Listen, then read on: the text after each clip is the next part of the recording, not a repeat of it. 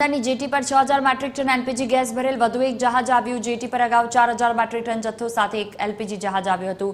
ઈરાનના ખર્ગ આઇલેન્ડથી 6000 metric ton LPG લઈ અને ઓમાનથી એમવી મર્ગ નામનું જહાજ પોરબંદર આવ્યું। આ જહાજમાં આવેલા એલપીજીનો જથ્થો જાવર વિસ્તારમાં આવેલા ગાઝ એલપીજી ટર્મિનલ ખાતે ઠાલવાયો હતો। અંદાજ મુજબ 40 દિવસમાં 14.8 લાખ સિલિન્ડર ભરી શકાય તેટલો એલપીજી ફાળવવામાં આવ્યો। જેટી પર છેલ્લા 10 દિવસમાં 4 જેટલા ટેન્કર એલપીજી ફાળવાયો।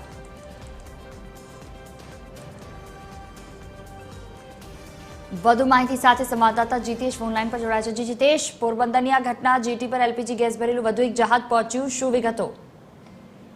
જી જુહી, જણાવી દઉં કે પોરબંદરનું જે ઓલ વેધર પોર્ટ છે ત્યાં છેલ્લા કેટલાક દિવસોથી એલપીજી ભરેલું જે જહાજ છે અહીંયા આવી પહોંચ્યું છે। સતત બીજી વખત એલપીજી ભરેલું જે જહાજ છે અહીંયા આવી પહોંચ્યું। અગાઉ 40,000 મેટ્રિક ટન એલપીજી લઈને એક જહાજ આવ્યું હતું, ત્યારબાદ આજે વધુ એક જહાજ છે એ 6000 મેટ્રિક ટન એલપીજી ગેસ લઈને અહીં ઓમાનથી પોરબંદર આવ્યું હતું।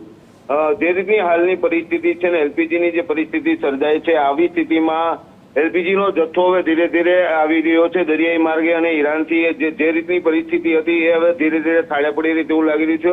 અને ખાસ કરીને પોરબંદરના પોર્ટ ઉપર આ એલપીજી ગેસ લાવવામાં આવી રહ્યો છે। જી બિલકુલ, તમામ જાણકારી બદલ આભાર।